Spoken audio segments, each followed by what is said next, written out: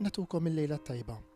Inselmulkom għal darb'oħra mis-Santwarju Parrokjali tal-Qalb ta' Ġesu fil-Fontana Għawdex, fejn ser inwaslulkom fuq il-mezzi soċjali ta' Djoċesi ta' Għawdex il-Lezzjo Divina għal ħadd ta' tluħ fis-sema ta' Sidna Ġesu Kristu, l-Absi, il-festa illi fija niċċelebraw il-glorifikazzjoni tal-Mulej meta ħalla din l-art imma biex jibqa' għal dejjem magħna u ħejjilna post fis-sema.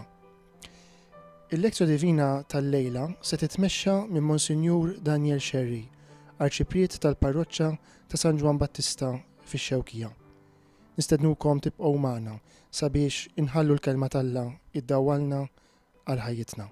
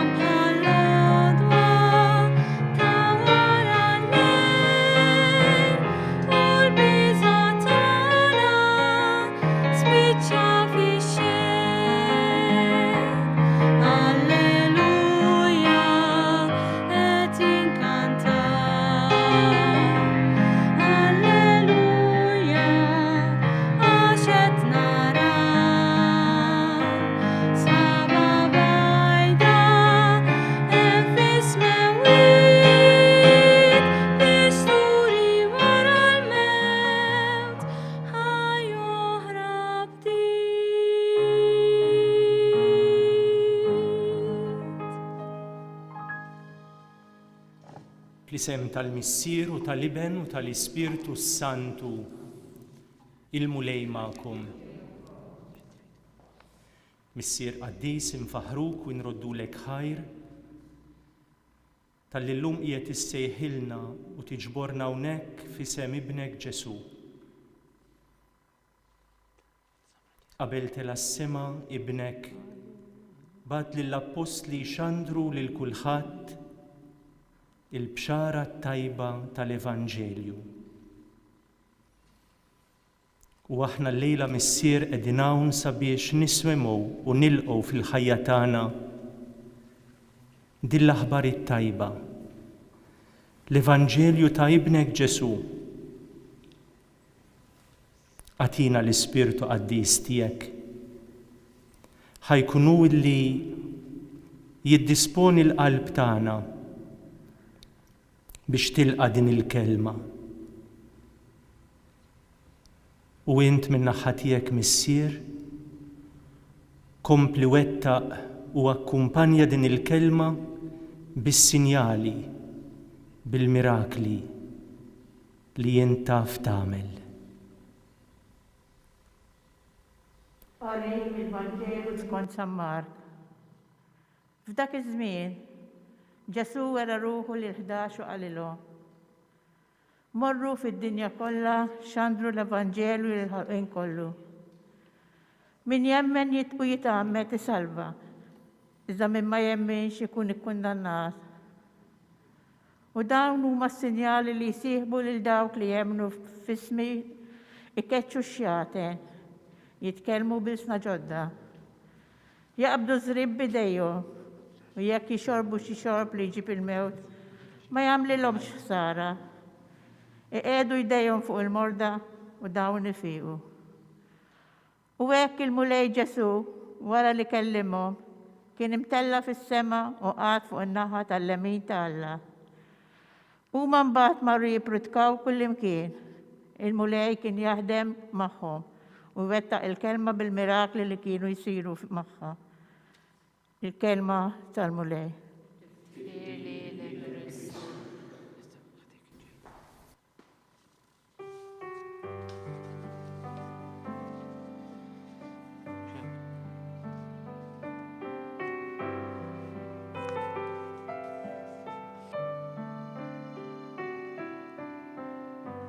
Jinta sema u l-art jissit, smajta ġensi dmuħ u il-krib,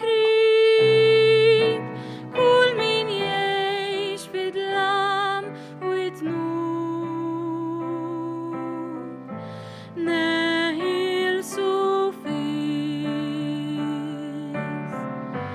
il-liħlat il-kwikeb sbir, b'laf dawn nibtel minnu fih, min se wasal dan id-dar,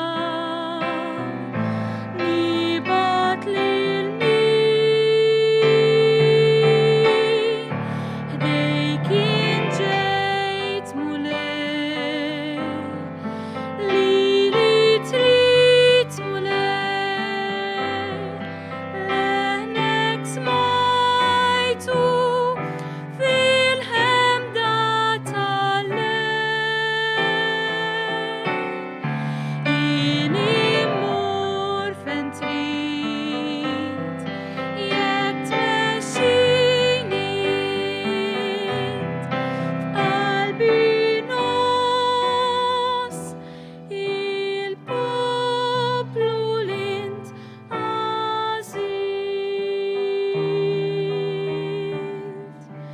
F'qalbi nos il-poplu l-int għażilt.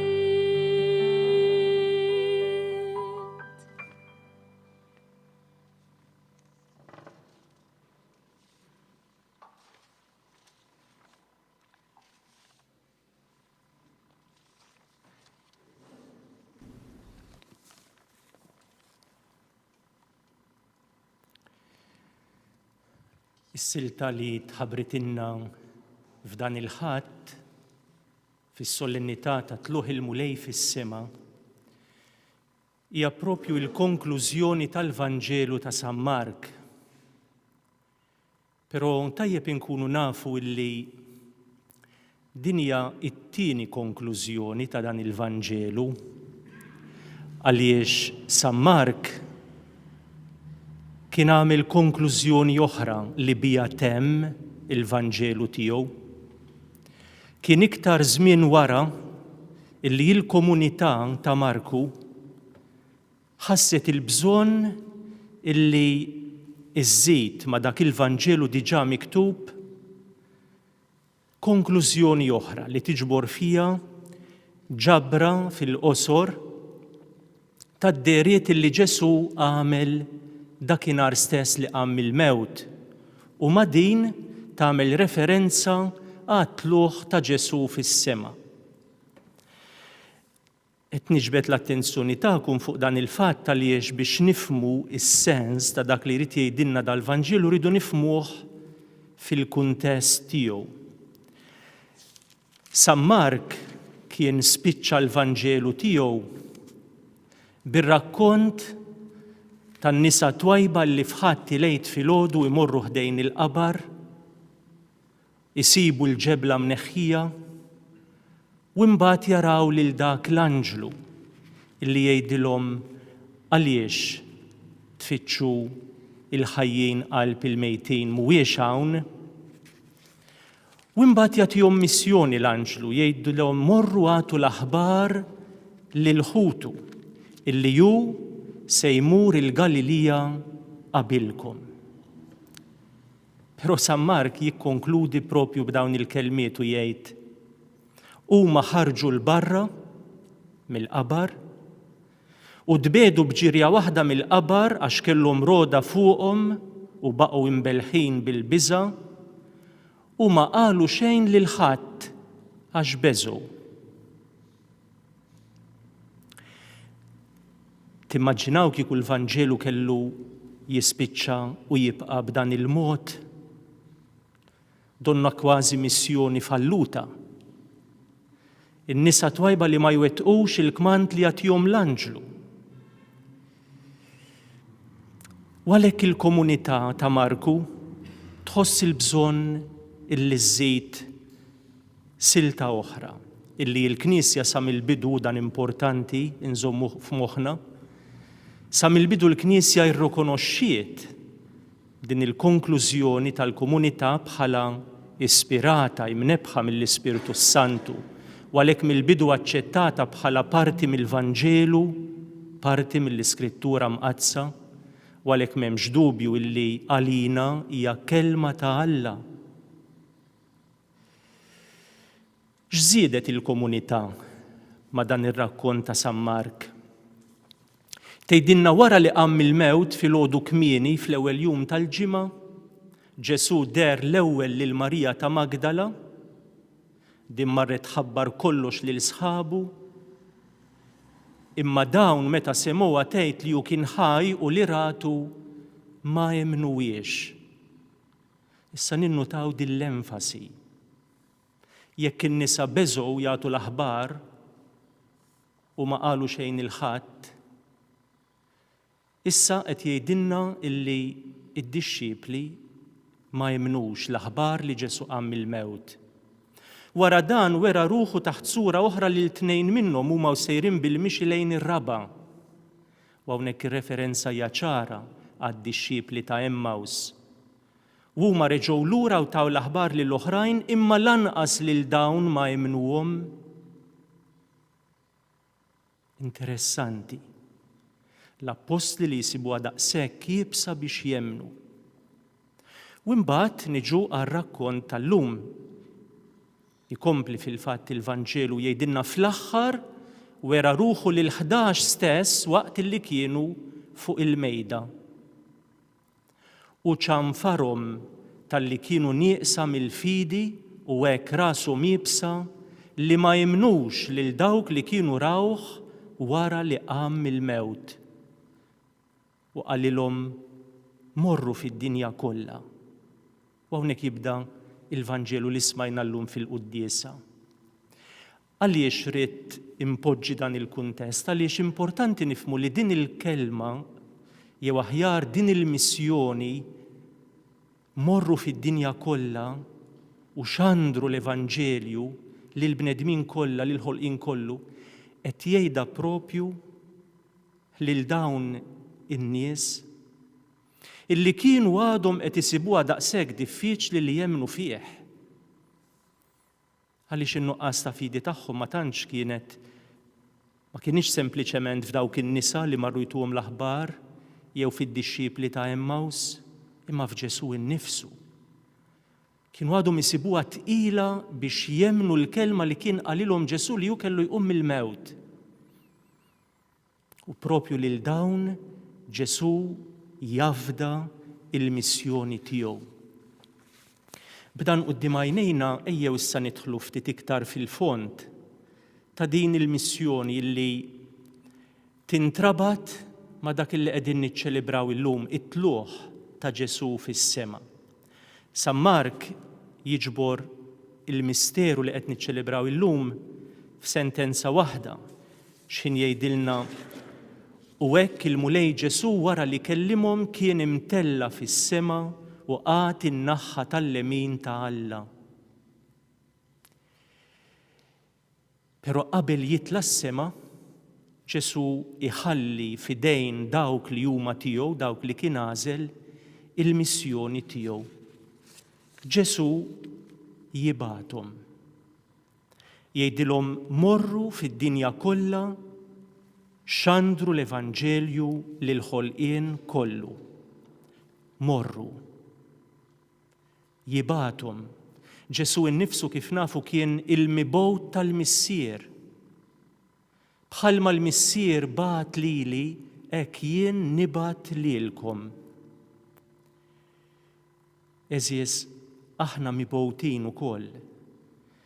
Kull wieħed minna skont is-sejħa partikulari tiegħu, kull wieħed minna skont l-istat tal-ħajja tiegħu.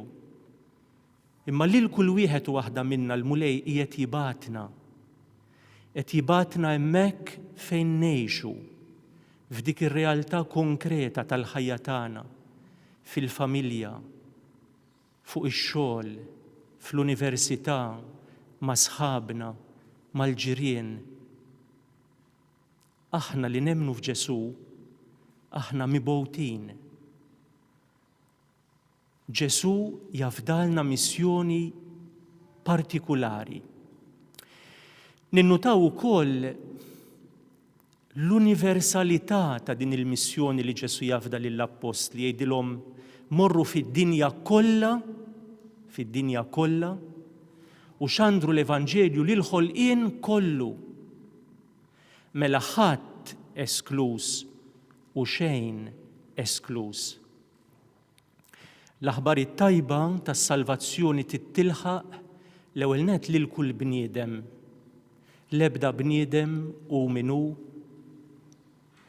u fejnu, u x'inhu għamel x'għamel f'ħajtu ma huwa esklus minn din l-aħbar it-tajba tal-Vanġelu.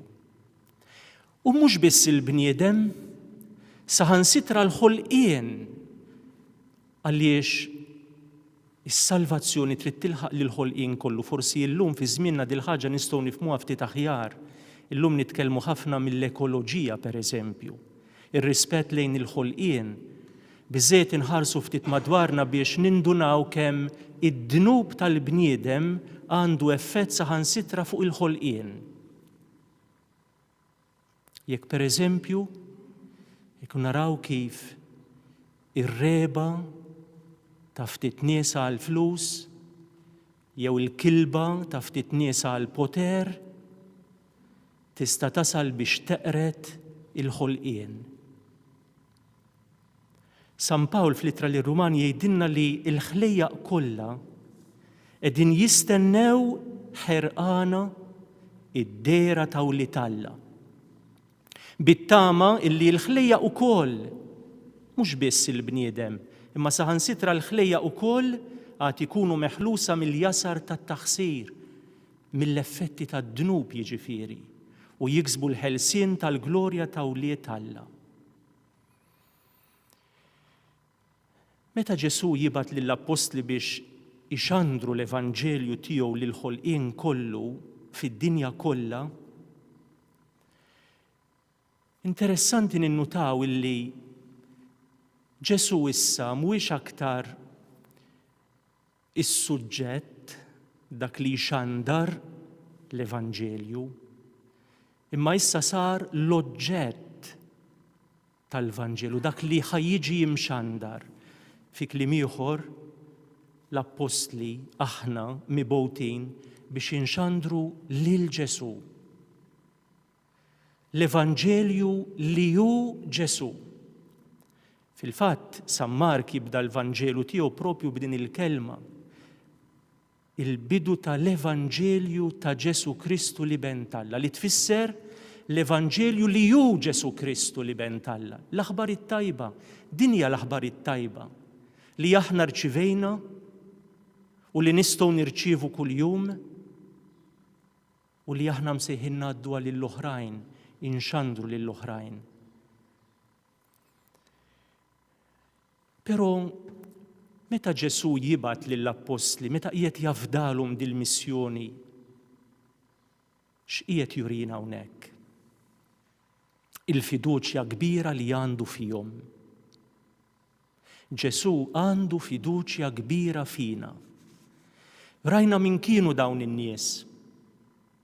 Nies illi sal-aħħar għadhom isibuha diffiċli biex jemmnu fih wara l-esperjenza kollha li kienu għexu miegħu.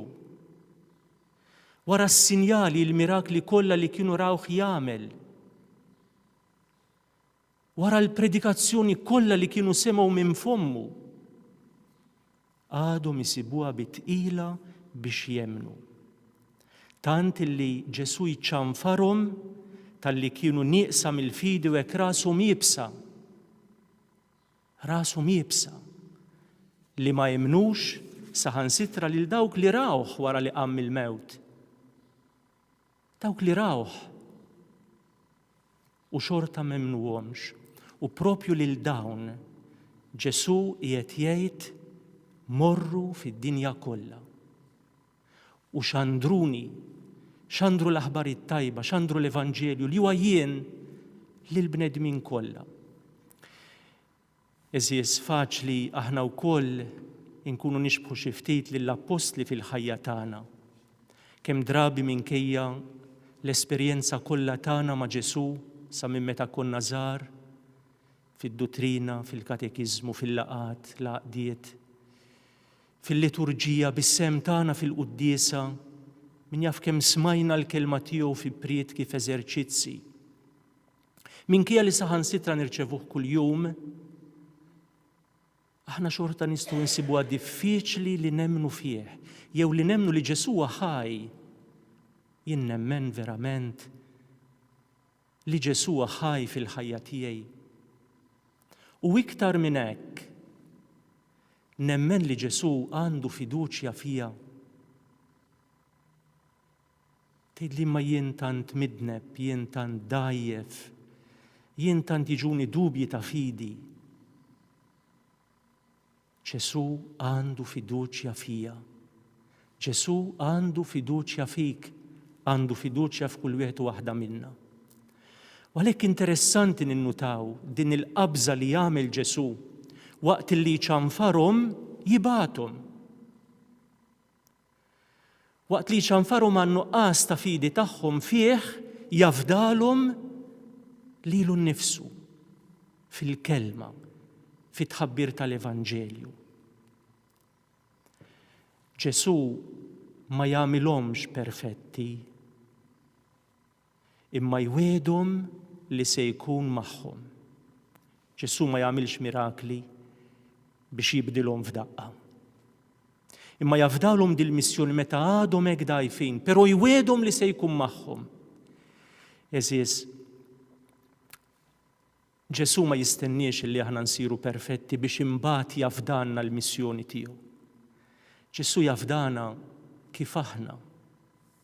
Jafdana meta għadna maħniex perfetti fil-fidi, meta aħna nistgħu nkunu tant dgħajfin u tant midinbin, meta aħna stess għadna ma ġarrabniex fil-milja tagħha l-esperjenza tal-fidwa, tal-ħelsien, tas-salvazzjoni li Ġesu ġabilna.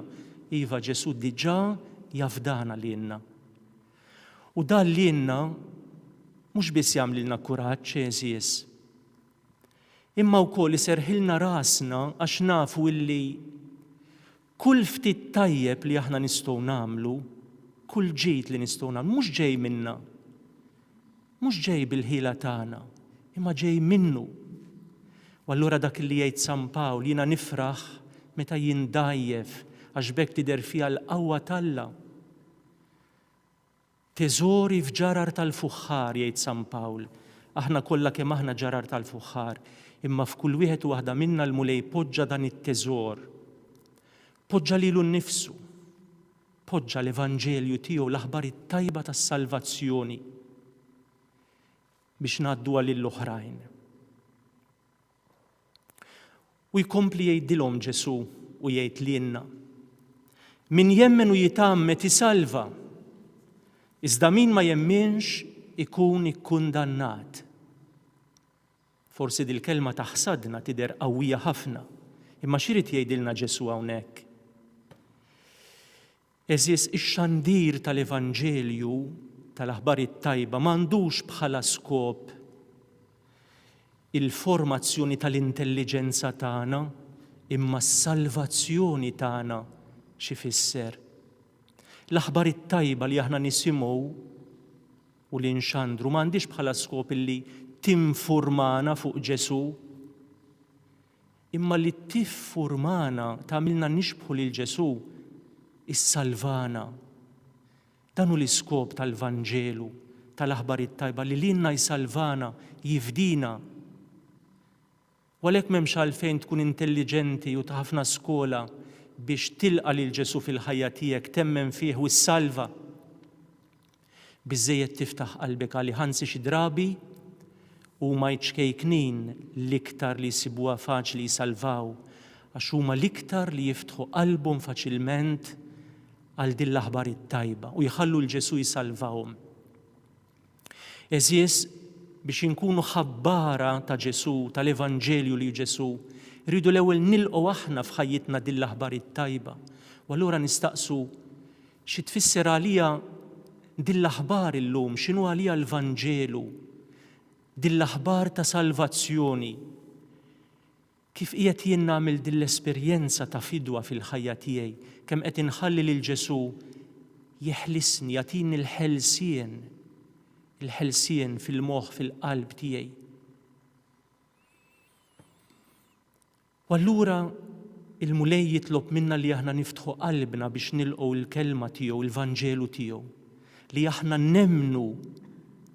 San Pawli sejħilha l-ubbidjenza tal-fidi. Meta jien lill-Alla ngħidlu iva. Meta jien nilqa' dan id-don kbir tal-imħabba tal-Alla. Meta jien inħalli lil Ġesu isalvani. U din il-fidi eżies jgħidilna Ġesu trid tidher fil-magħmudija min jemmen u jitammet, imma l-magħmudija f'liema sens. Ta' meta konna għadna żgħar u għamduna, mhux biss. Dik importanti, imma dik kien mument wieħed, l-ewwel wieħed, dak li fetħilna bieb, fetaħ triq qudiemna. Il-magħmudija li qed jitkellem minnha Ġesu hawnhekk hija esperjenza li aħna nistgħu ngħixuha kuljum. Hija l-esperjenza tal-magħmudija kontinwa fil-mewt u l-qawmien ta' Ġesu li tammet ifisser tgħaddas lil xi ħadd. Mhux tant fl-ilma bħalma għodos Ġesu fil-Ġordan, imma fil-misteru tal-imħabba tal-Alla. Esperjenza li nistgħu nagħmluha kuljum fil-misteru tal-Għid, jiġifieri fl-esperjenza tal-mewt u l-qawmien. Dak li jgħidilna San Pawl meta jgħidilna aħna kuljum irridu mmutu għalina nfusna, irridu nimpenjaw ruħna li mmutu għad-dnub biex ngħixu għal Alla. L-impenn tagħna li nippruvaw kontinwament ninżgħu l-bniedem il-qadim u nilbsu l-bniedem il-ġdid li huwa Kristu. Din hija l-magħmudija illi tintrabat mal-fidi, għax meta jiena nemmen, meta niftaħ qalbi għal Ġesu, meta nilqa il-kelma tiegħu f'ħajti, allura imbagħad se nsib aktar faċli nagħmel din l-esperjenza, din il-magħmudija. Hija l-esperjenza tal-konverżjoni kontinwa. Mhix xi ħaġa ta' darba, imma ta' iktar minn darba kuljum eżies. Għax aħna dgħajfin u l-bniedem il-qadim li hemm ġo fina ma jmut qatt u jibqa' dejjem jiġbidna l-isfel, imma l-Ispirtu tal-Alla, l-Ispirtu ta' Ġesu kontinwament jipprova jiġbidna l-fuq, jerfana l-fuq. U aħna rridu nikkollaboraw ma' dan l-Ispirtu ta' Ġesu. Din il-fidi li qed jitkellem minnha Ġesu hija kwestjoni ta' ħajja jew mewt. Mhijiex optional. Mhijiex xi ħaġa li nistgħu ngħaddu mingħajrha, u għalhekk Ġesu jgħidilna min jemmen u jitammet isalva, jiġifieri jgħix. Iżda min ma jemminx ikun ikkundannat. Mhux Alla se jikkundannah, mhux Ġesu Kristu li ġie proprju biex isalvah. Huwa nnifsu jkun qed jikkundanna lilu nnifsu bideh. Nikkundanna lili nnifsi bħal dik il-fera li tinqata' mid-dilja t-tixbija li tagħna Ġesu f'wieħed minn dawn il-ħdud tal-Għid. Bħalma l-fera li tinqata' mid-dilja ma tistax tgħix imma hija awtomatikament iddestinata li tinxef u tmut. Hekk jien jekk ma nemminx, hekk jien jekk ma nilqax l-aħbar it-tajba ta' Ġesu, jekk ma nilqax il-Vanġelu. U Ġesu jkompli. U issa se jagħmel weda lid-dixxiepli, weda li qed jagħmilha lilna llum ukoll. U dawn huma s-sinjali li jsieħbu lil dawk li jemmnu. Fismi jkeċċu xjaten, jitkellmu bilsna ġodda, jaqbdu srieb bidejhom u jekk jixorbu xi xorb li jġib il-mewt ma jagħmlilhomx ħsara, iqegħdu jdejhom fuq il-morda u dawn ifiequ. L-ewwel nett hawnhekk Ġesu qiegħed jitkellem minn sinjali straordinarji u veru, sinjali tal-għaġeb, mirakli, sinjali mis-sema. Ġesu innifsu għamilhom dawn is-sinjali. Għamilhom biex jikkonferma l-predikazzjoni tiegħu, il-mirakli kienu jakkumpanjaw diġà il-kelma fil-ħajja ta' Ġesu. Imbagħad kif nafu din is-seta li jagħmlu l-mirakli, Ġesu għaddija lill-Apostli. Meta kif jgħidilna San Marka għażilhom biex jibqgħu miegħu u biex jibgħathom jipritkaw u jkeċċu xjaten tawhom is-seta mela. Però issa, interessanti ninnutaw, din is-seta Ġesu qiegħed jgħaddija lil kull min jemmen fih. Mhux biss lill-Apostli li qed jibgħathom ixandru l-Vanġelu, imma saħansitra lil kull min jemmen fih jgħidilhom dawn huma s-sinjali li jsieħbu lil dawk li jemmnu. Fi kliem ieħor Ġesu qed jgħidilna jekk aħna nemmnu fih, jekk aħna niftħu qalbna beraħ għalih, aħna wkoll se naraw f'ħajjitna dawn is-sinjali. Però x'sinjali huma, kif nifhmuhom dawn is-sinjali?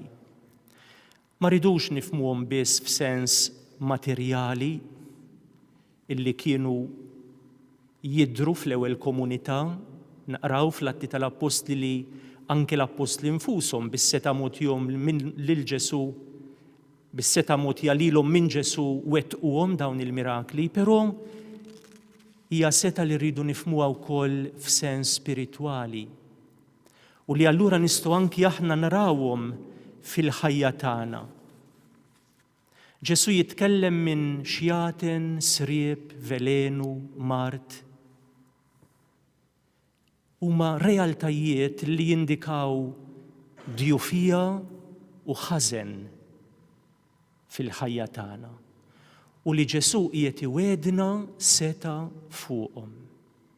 Kull min jemmen f'Ġesu se jkollu s-seta li jirbaħ il-ħażin u li jirċievi qawwa fid-djufija. Ġesu ma jwedniex illi mhux se jkollna tfixkil fil-missjoni tagħna, mhuwiex iwedna ħajja faċli meta nemmnu fih. Imma qed iwedna li jagħtina din is-seta illi nelbuhom f'ismu. Nelbu dan kollu kull djufija u kull ħażen fil-forum kollha tagħhom bil-qawwa li tiġi minnu. F'isem Ġesu. Eżis jekk ikollna nistaqsu fil-ħajja tagħna x'inhuma dawn is-sinjali? X'inhuma dawn il-mirakli li aħna nistgħu ninnutaw fil-ħajja ta' min jemmen? Ejjew nieħdu xi eżempji. Pereżempju, inkun irrabjata għal xi ħadd. Forsi xi ħadd weġġani b'kelma, b'azzjoni, u għandi rabja kbira għalih. Nieħu f'idejja l-kelma talla. Indur lejn Ġesu, nitlob l-għajnuna tiegħu, niftaħ qalbi għalih, nemmen fil-qawwa tiegħu. U ninduna li dik ir-rabja bil-mod il-mod tibda tikkalma. U nibda nirbaħ li l-nifsi u jirnexxieli nikkontrolla. Mhuwiex dan sinjal, mhuwiex miraklu. Mhijiex il-qawwa ta' Ġesu li qed tidher fiha. Jekk jiena pereżempju insiba diffiċli naċċetta jew inħobb xi persuna partikulari. Jista' jkun xi ħadd mill-familja tiegħi stess li weġġani, xi ħadd minn ħuti li ġġielet miegħi fuq il-wirt. Xi darba jista' jkun żewġi marti stess, xi ħadd minn uliedi li f'ċertu punt nibda nsiba diffiċli nħobbhom. Indur lejn il-kelma t'Alla, niftaħ qalbi għall-aħbar li Ġesu, l-aħbar it-tajba ta' Ġesu. U tiġini dik il-qawwa li nibda naċċetta iktar minkejja li forsi nibqa' nweġġa' mbagħad, imma nsib qawwa, mhuwiex dan sinjal. Meta nsiba diffiċli naħfer lil xi ħadd, kemm drabi jeżies insibuha diffiċli naħfru, u veru huwa diffiċli li taħfer. U mhijiex xi ħaġa li nistgħu nagħmluha bil-ħila tagħna biss. Imma jekk jiena niftaħ qalbi għall-imħabba ta' Alla, jekk jiena nidħol f'din l-esperjenza ta' Ġesu fil-ħajja tiegħi, jekk jien nemmen,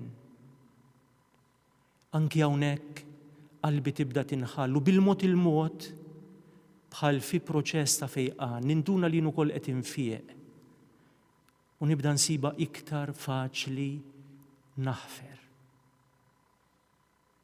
Mhuwiex dan sinjal, mhuwiex dan ukoll miraklu, mhuwiex dan ukoll rebħa fuq il-ħażen, fuq id-djufija tagħna, fuq id-dnub. Meta jiena pereżempju insiba diffiċli naċċetta s-salib fil-ħajja tiegħi, tiġi marda għall-arrieda, l-ewwel reazzjoni tkun li ma naċċettajiex. Nibda nirreaġixxi, ribeljoni ġo fija.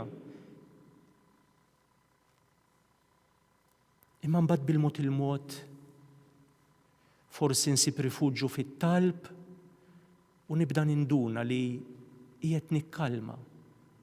U nasal f'punt fejn nibda naċċetta dak is-salib. Anke dik il-marda, anke jekk forsi naf li m'hemmx fejqan għalija. Mhuwiex dan sinjal, mhuwiex miraklu. Kemm naraw esperjenzi bħal dawn iseħħu kuljum madwarna.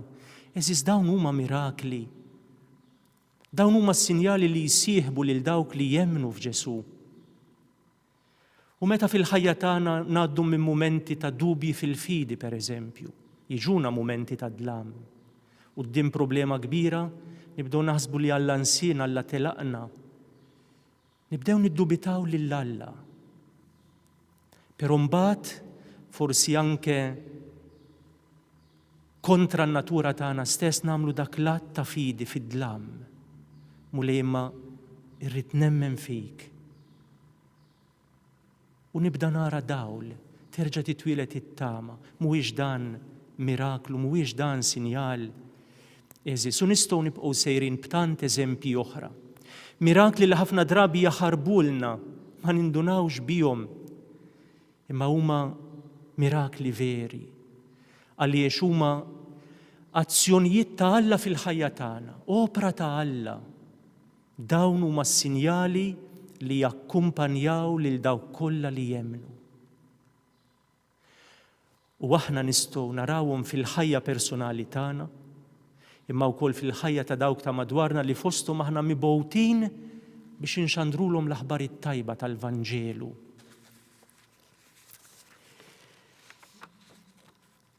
U propju hawnhekk wara li jafdalhom dil-missjoni Sammar kif edna ipoġġilna il-ġrajja ta' tluħ ta' Ġesu fis-sema. Hekk il-mulej Ġesu wara li kellimhom kien imtella fis-sema u qagħad in-naħħa tal-lemin ta' Alla. Però x'qiegħed jgħidilna hawnhekk li issa Ġesu telaqhom, fdalhom il-missjoni bagħthom u ħallihom weħidhom ifendu għal rashom, infiret minnhom, infiret minn magħna Ġesu. Assolutament mhux hekk. Tantu hekk li dritt wara jkompli jgħidilna u mbagħad huma marru jipritkaw kullimkien u l-mulej kien jaħdem magħhom. Il-mulej kien jaħdem magħhom, mela baqa' magħhom. It-tluħ ta' Ġesu fis-sema ma jridx ifisser l-abbandun li Ġesu ħallina weħidna, imma li Ġesu huwa preżenti magħna issa b'mod ġdid. Ġesu qiegħed jimxi magħna jakkumpanjana b'mod differenti minn dak li forsi aħna konna naħsbu jew nixtiequ. Ġesu issa qiegħed magħna permezz tal-Ispirtu Qaddiż tiegħu. Però reali, hija preżenza vera li nistgħu nagħmlu esperjenza tagħha. Ħudu biss l-esperjenza tas-sagramenti, anki jekk mhux din biss. Kull meta aħna nieħdu sehem, niċċelebraw l-Ewkaristija, imma wkoll is-sagrament tal-qrar. Hemmhekk nistgħu ngħidu qegħdin immissu bidejna lil Ġesu ħaj fil-ħajja tagħna, preżenti, l-imħabba tiegħu għalina. Kull meta nisimgħu l-kelma tiegħu.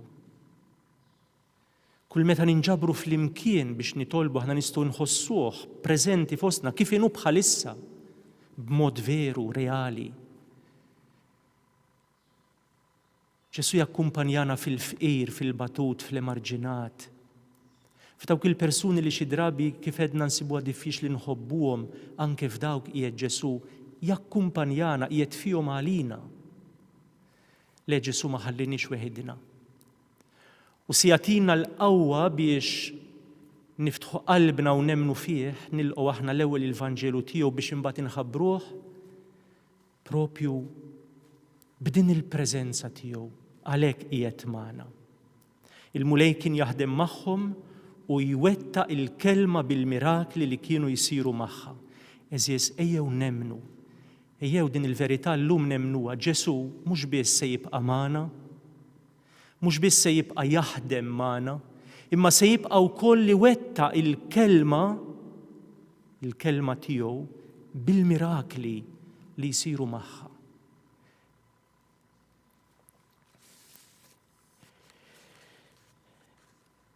Forsi xi ftit mistoqsijiet li jistgħu jgħinuna nkomplu nirriflettu u nitolbu fid-dawl ta' din il-kelma li rċivejna llejla.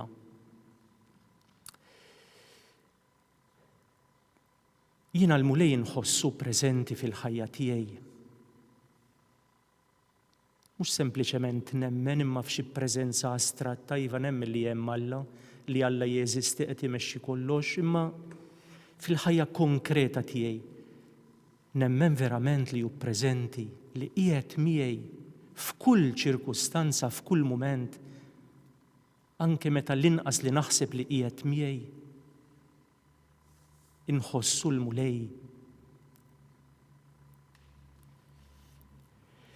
Kif qiegħed jien niftaħ qalbi għall-imħabba tiegħu, għall-aħbar it-tajba li hu kontinwament jagħtini. Ġesu qed jagħtini lilu nnifsu kuljum fil-kelma barra milli fl-Ewkaristija. Kemm qiegħed niftaħ qalbi għalija dil-kelma. Kif qiegħed imbagħad ngħix il-missjoni li qed jafdali. Dak li qed nirċievi, qed ngħaddih l-oħrajn, qed naqsmu ma' marti, ma' żewġi, ma' wliedi fil-familja, ma' sħabi fuq ix-xogħol, ma' sħabi fl-università. Jew inkella magħluq fija nnifsi bħal dunnu l-esperjenza tal-fidja xi ħaġa privata u tant intima li nistħi nurija minn barra.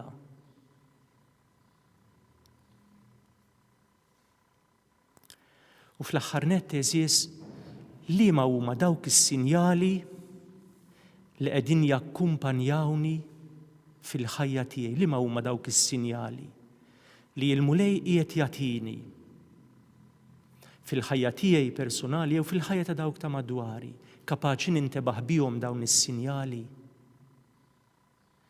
U allura kapaċi nfaħħar il-Alla u nirringrazzjah kemm għandna xi nfaħruh il-Alla. Kemm mirakli jseħħu kuljum taħt għajnejna.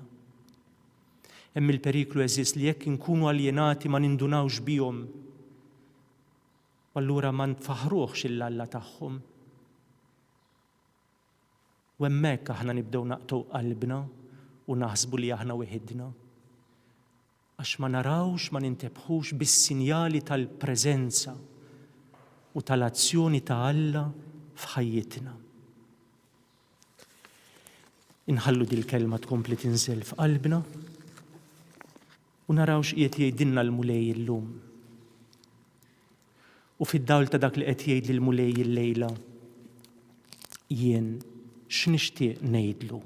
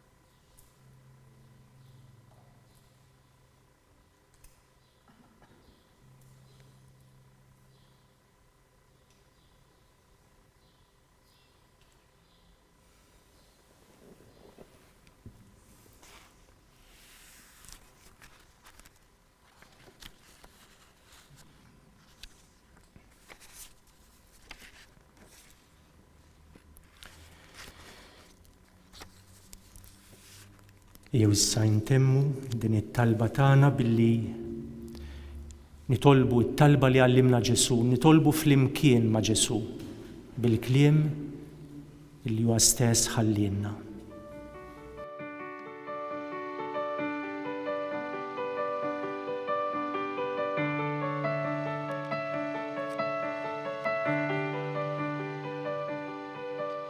Missirna li inti fismewit, jitqaddes ismek, tiġi saltnatek. Ikun dak li trid inti, ikun dak li trid inti, fis-sema hekk ta' fl-ard.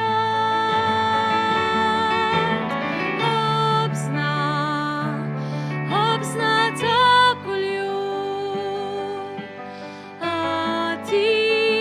għatina inti llum, aħfrilna it-trubit tagħna bħalma naħfru lil minu ħati għalina u la jiddaħħalniex fit-tiġrib iżda eħlisna mid-deni, eħlisna mis-sir.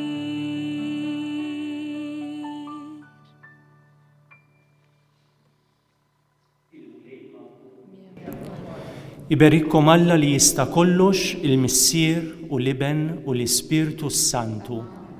Morru fil-paċi ta' Kristu.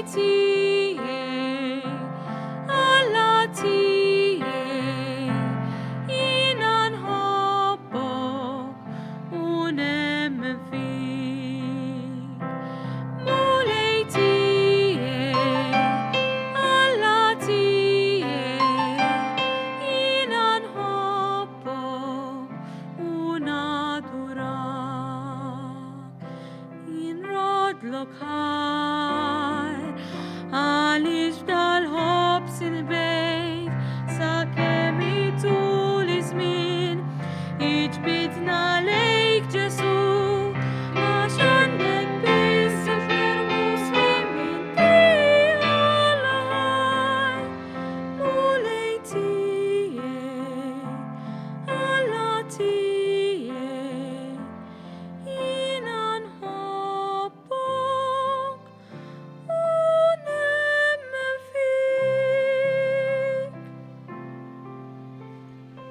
U b'dak l-innu sabiħ illi tem din iċ-ċelebrazzjoni tal-lejla tal-Lezzjo Divina naslu aħna wkoll fit-tmiem din ix-xandira diretta mis-Santwarju Parrokjali tal-Qalb ta' Ġesu fil-Fontana Għawdex fejn segwejna u tlabna matul ir-riflessjonijiet illi tagħna l-Arċipriet Monsinjur Daniel Xerri għal dan il-ħadd ta' tloħ tal-mulej fis-sema. Din il-kullana sabiħa ta' Lezzjo Divina tasal fit-tmiema bħallum ġimgħa nhar Pentekoste meta l-isqof tagħna Anton Tewma imexxi l-Lezzjo Divina għal dan il-ħadd li jagħlaq dawn il-50 jum ta' żmien tal-Għid. Għalhekk nistednukom tkunu magħna bħallum ġimgħa fis-7 ta' filgħaxija dejjem mis-Santwarju tal-Fontana. Intant infakru wkoll li matul din il-ġimgħa hemm żewġ xandiriet importanti li sejrin inwasslulkom. Qabel xejn nhar il-ħamis li ġej 20 ta' Mejju filgħodu fl-10 ta' filgħodu fejn l-isqof se jmexxi il-Qudiesa ta' Tberik ta' Żjud mill-Katedral ta' Għawdex. Imbagħad il-velja djoċesana ta' 8 il-50 nhar is-Sibt 22 ta' Mejju fit-8 ta' filgħaxija minn fuq it-Suntier tas-Santwarju Nazzjonali tal-Madonna ta' Pinu. Dawn jixxandru kemm permezz tal-internet u anki fuq Shake Television. Fakrukom ukoll fl-ħarnet li f'dan is-Santwarju tal-Qalb ta' Ġesu fil-Fontana ikomplu id-devozzjonijiet tal-ġimgħat tal-Qalb ta' Ġesu. Il-lejl it-tajjeb.